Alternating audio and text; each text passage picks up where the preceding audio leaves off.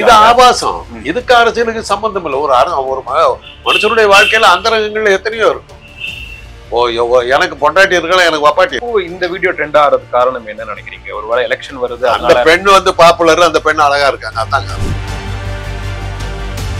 கேட்கிறாங்க. உங்ககிட்ட மாட்ட பெண்களை பத்தி நீங்க பெருசு, ஏன்னா அவங்களே முன் வராத போது நம்ம எப்படி நம்ம பேச அது பெருசு பண்ணல. வந்துட்டு மாட்டிக்கிட்டாங்கல்ல, அவங்க போட்டோல யார போட்டுங்களா? ஏன்னா யாரும் நடிகை இல்ல, பாப்புலர் இல்ல, முட்டுட்டு அதே பாப்புலர் தான் இப்ப ஆட்டி இருப்பீங்க. வேகமா பேசிட்டாரு, சென்சேஷனல் ஆயிடுச்சு, விளம்பரம் கிடைச்சிருச்சு, முடிஞ்சு போச்சு. கூவத்தூர் நடந்தது என்ன அப்படிங்கிற மாதிரி திருப்பியும் ஒரு தலைப்பு ஆரம்பிக்குது. கூவத்தூர்ல ஆயிரக்கணக்கான விஷயங்கள் நடந்ததா சொல்றாங்க. எல்லா அரசியல் கட்சியிலையும் அது நடக்கிறது தான். எப்படி இருக்குன்னு பாத்தீங்கன்னா, நீங்க என்ன வேணா அடிச்சுப்பீங்க, பாதிக்கப்படுறது மக்கள் ஆகிய. அது மக்கள் பாதிக்கப்பட்டேன்னு சொல்லக்கூடாது. காசு வாங்க ஓட்டு போடுறாங்க. காசு வாங்குறவங்களுக்கு பிரச்சனை, காசு வாங்காதவங்களுக்கு என்ன? அதுக்கு அவன் பண்ண தப்பு. செய்திமலர் நேயர்களுக்கு வணக்கம். இன்னைக்கு நம்ம கூட சிறப்பு நேர்காணல் நிகழ்ச்சியில மருத்துவர் காந்தராஜ் அவர்கள். சார், இப்போ அண்மையில அதிமுகவின் முன்னாள் ஒன்றிய செயலாளர் இருக்கக்கூடிய ஏவி ராஜுவோட கருத்து வந்துட்டு பல்வேறு விமர்சனங்கள் சந்திச்சுட்டு வந்துட்டு இருக்கு. பொதுவா எப்படி ஒரு நடிகையை பார்த்து இந்த மாதிரி இழிவா பேச முடியும் அப்படிங்கிற கருத்து வேறுபாடுகள் நிறைய பேருக்கு வந்துட்டு இருக்கு. த்ரிஷா அவங்களும் இதுக்கான பதிலடி கொடுத்துருக்காங்க. இந்த மாதிரி விஷயங்கள் பார்க்கும்பொழுது உங்களோட பார்வை என்ன இருக்கு? அரசியல்ல செக்ஸ்ங்கிறது எப்பவுமே உள்ளதுதான். இப்ப மீடியாக்கள்லாம் நிறைய போயிட்டதுனால அது வெளியே வருது. ஆதி காலத்துல இருந்தே உள்ள விஷயம்தான். நீங்க பாத்தீங்கன்னா சரித்திரத்தை எடுத்தீங்கன்னாக்கா மாட்டாஹரின்னு ஒருத்தர் இருந்தா, அவ இந்தியாவை சேர்ந்தவள் ஒரு தகவல் உண்டு. ஹிட்லருக்கு அவ வந்து 2ஆம் உலக போர்ல பெரிய உளவாளியா இருந்த அவளுடைய உளவு வேலைகள்னால அந்த உலக போரே கொஞ்சம் திசை திருப்புற அளவுக்கு சக்தி வாய்ந்தவளா அவர். அது மாதிரி அப்ப எல்லா காலத்திலுமே உண்டு.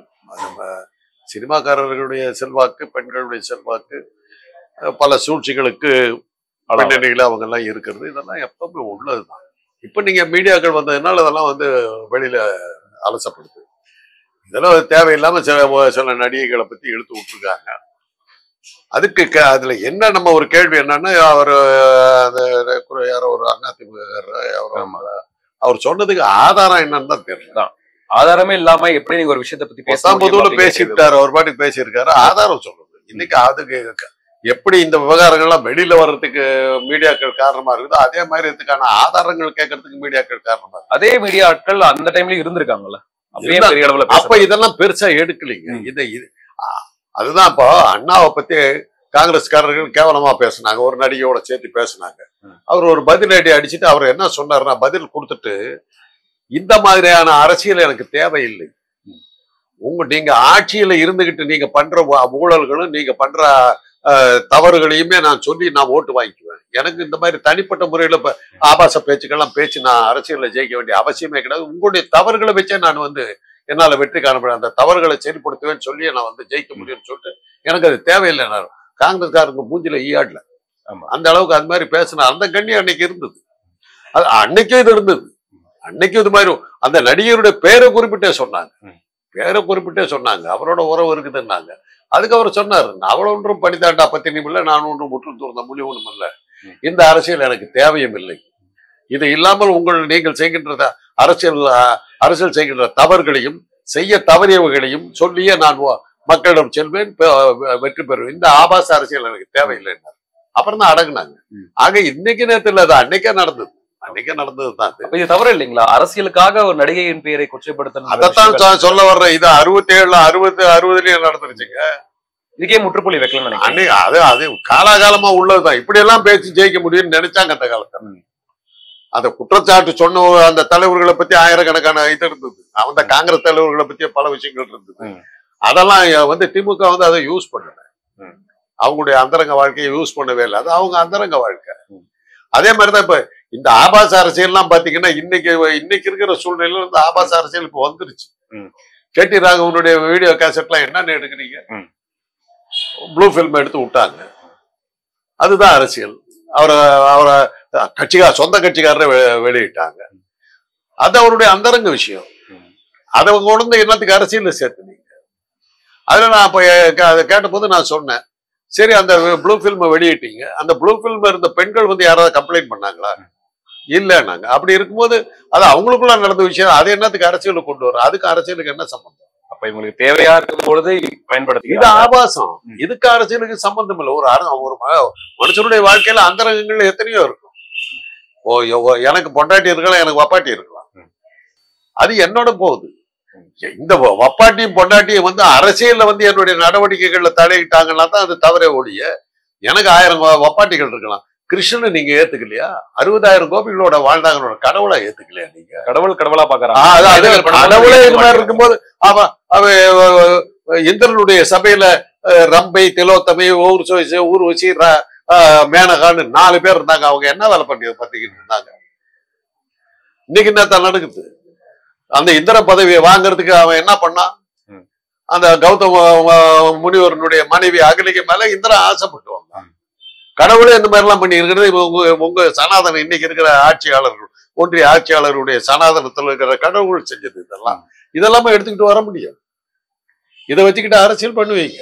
தேவையில்லாம அந்த நிர்வாகி, அந்த கட்சியினுடைய நிர்வாகி இதை இழுத்தாரு. நீ யாருக்கு தொண்டனா இருந்த? உன் கட்சியினுடைய கடைசியா சீஃப் மினிஸ்டரா இருந்தவங்க யாரு? ஜெயலலிதா. என்னவா இருந்தாங்க அவங்க?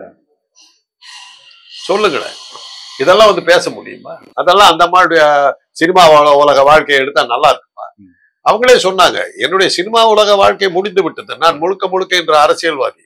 நீங்க இப்போது என்ன அரசியல் வைத்து பேசுங்கள். என்னுடைய சினிமா வாழ்க்கை ஒன்றிய அமைச்சரவையில ஒருத்தர் இருக்காங்க, ஹோட்டல்ல கேமரா ஆடினதான் சொல்றாங்க. அவங்க மிக முக்கியமானவங்களா இருக்காங்க, பெரிய இடத்துல இருக்காங்க.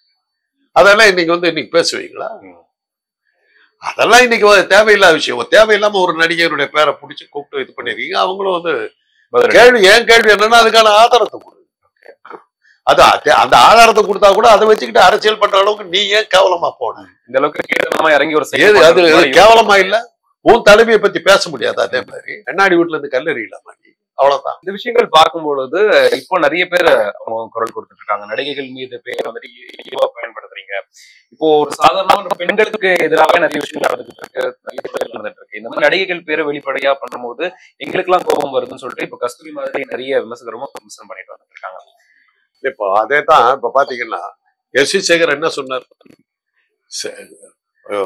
இந்த செய்தித்துறையில இருக்கிற பெண்கள்லாம், மீடியாவில் இருக்கிற பெண்கள்லாம் தவறான முறையில தான் பதவி உயர்வு பெற்றாங்கிறத சொன்னதுக்கு தான் இன்னைக்கு அவருக்கு ஒரு மாசம் கடுங்காவல் தண்டனையும் 15,000 ரூபாய் நஷ்ட ஈடு போடு தண்டனை நிறுத்தி வச்சிருக்காங்க. 15,000 ரூபாய் கட்டிவிட்டாரு, பணத்தை கட்டிவிட்டாரு. ஆக தண்டனையை ஒரு அளவுக்கு நிறைவேற்றிட்டாரு. அப்பீல் பண்றதுக்கு லீவு கேட்டிருக்காரு, தண்டனைக்கு லீவு கொடுத்துருக்காங்க.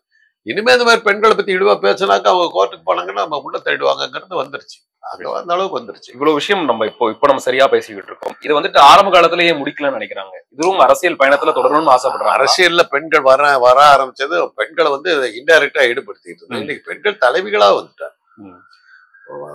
இந்திரா காந்தி காலத்துல இருந்து நமக்கு பெண்கள் தலைமைங்கிறது வந்துகிட்டே இருந்தது. இன்னைக்கு நேரத்துல இல்ல, எல்லா காலத்திலுமே உண்டு. எல்லா பெரிய பெரிய தலைவர்களுடைய அந்தரங்க வாழ்க்கையெல்லாம் நிறைய இருக்கு. ரெமினிசன்ஸ் ஆஃப் நேரு ஈரான்னு ஒரு புக் இருக்குது. நேரு பற்றிய வாழ்க்கை வரலாறு. அவருடைய பிஏவா இருந்த எம்ஓ மத்தாயின்றவர் எழுதின புத்தகம். அதுல நேருடைய வாழ்க்கையில் வந்த பெண்களை பத்தி எல்லாம் அவர் எழுதியிருக்காரு. அதே மாதிரி இந்திரா காந்தி வாழ்க்கையில இதெல்லாம் கூட அவர் எழுதியிருக்காரு. அதான் சொன்னாங்க, ஒரு நம்பி சொன்னதெல்லாம் இப்படி புத்தகமா எழுதி அசிங்கப்படுத்தி வியாபாரம் பண்றியான்னு கேட்டாங்க. அந்த அரசியல் நமக்கு தேவையில்லை.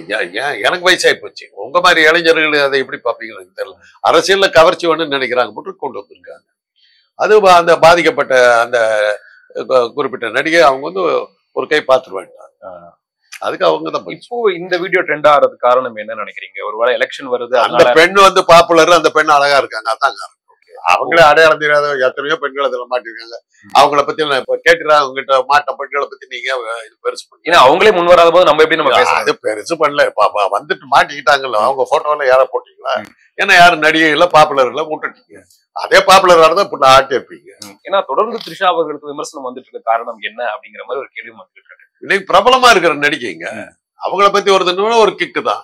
அதை பத்தி படிக்கிறது ஒரு கிக்கு தான். அண்மையில கூட மன்சூர் அலிகான் கூட நடிகை த்ரிஷாவை பத்தி பேச, அவர் ஒன்றும் மோசமா பேசல, அவர் வேற மாதிரி பேசினாரு. அதையே அசிங்கப்படுத்துனீங்க.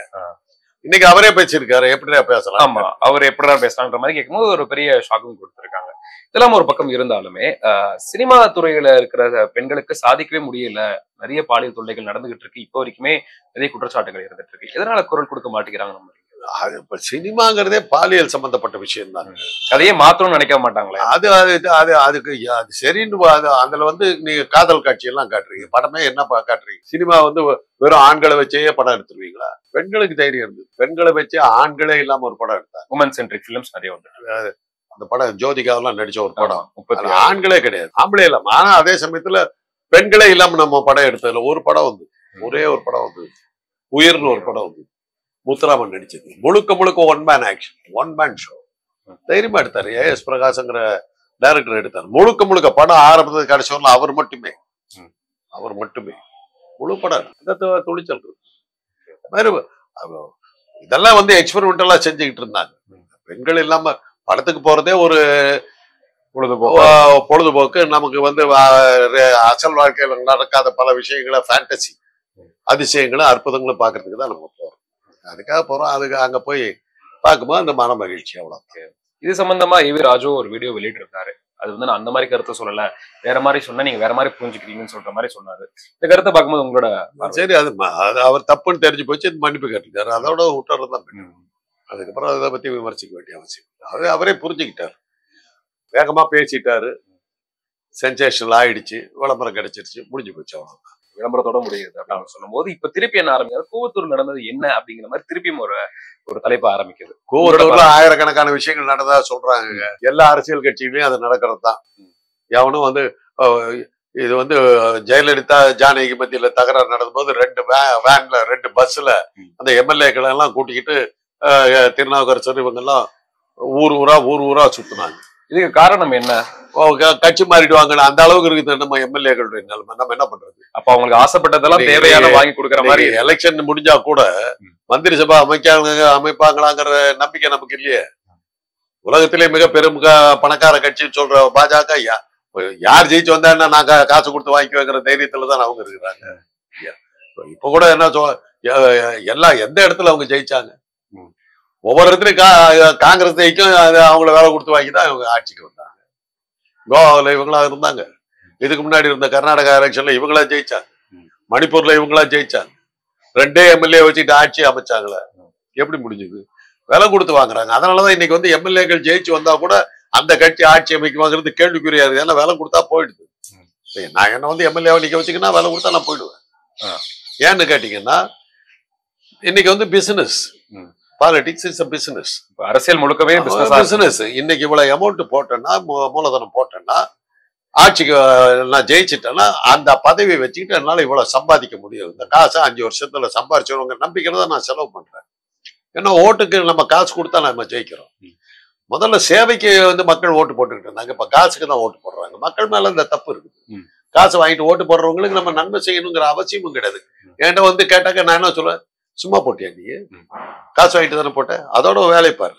நான் காசு கொடுத்தா உங்ககிட்ட இருந்த ஓட்டை நீ வித்துப்பட்ட, எனக்கு கேள்வி கேட்காது. அவ்வளவுதான், மக்களுடைய மரியாதை போயிடுச்சு. அது அவங்களே இழந்துட்டாங்க. காசு கொடுத்து என்னைக்கு ஓட்டுக்கு நீ காசு வாங்கினே, கேள்வி கேட்கிற மரியாதை உனக்கு போயிடுச்சு, நீ கேட்க முடியாது. அப்படி அந்த காசை விட்ட காசை எதனால அந்த விட்டேன்? 5 வருஷத்துல சம்பாதிக்க முடியும். அப்படி நான் இந்த ஜெயிச்சு வந்த உடனே நீ கட்சி மாதிரி என்கிட்ட வந்தீங்கன்னா உனக்கு இவ்வளவு பணம் கொடுக்குறேன். 5 வருஷம் காத்திருக்காம அன்னைக்கு அந்த காசு வருதுன்னா நான் இதுக்கு என்னத்துக்காக கஷ்டப்படும்? மக்களுக்கு சேவை செய்யறதுக்காக வரல, பிசினஸுக்காக வந்திருக்கேன். அந்த பிசினஸ் போட்ட அமௌண்ட் உடனே வருதுன்னா நான் உடனே போயிடுறேன். அவ்வளவுதான். அதுல என்ன தப்பு? அரசியல் வந்து ஒரு காலத்துல வந்து மக்களுக்கு சேவை செய்வதற்காக, மக்களுக்கு தொண்டாற்றுவதற்காக, மக்களுக்கான பல திட்டங்களை நிறைவேற்றுவதற்காக, மக்களுடைய வாழ்க்கையை முன்னேற்றுவதற்காக அப்படின்னு பல விஷயங்களை சொல்லிட்டு வந்தோம். இன்னைக்கு அப்படி இல்லை. உனக்கு காசு கொடுத்தா நீ கொடுக்குற ஓட்டை வச்சுக்கிட்டு நான் இந்த பிசினஸுக்கு நான் வந்துடுறேன், அரசியல் பிசினஸுக்கு வரும், அதுல எனக்கு கமிஷன் கிடைக்கும், இது கான்ட்ராக்ட் கிடைக்கும், அதுல இவ்வளவு பணம் சம்பாதிக்கும். அது அந்த வியாபாரத்துல வந்து இதெல்லாம் தப்பு சொல்ல முடியும். அப்போ இப்ப எப்படி இருக்குன்னு பாத்தீங்கன்னா, நீங்க என்ன வேணா அடிச்சுப்பீங்கன்னு பிடிச்சிருக்கீங்க, பாதிக்கப்படுறது மக்கள் ஆகிய அது மக்கள் பாதிக்கப்பட்டேன்னு சொல்லக்கூடாது. காசு வாங்க ஓட்டு போட்டு காசு வாங்குறவங்களுக்கு பிரச்சனை, காசு வாங்காதவங்களுக்கு என்ன? அதுக்கு அவன் பண்ண தப்பு.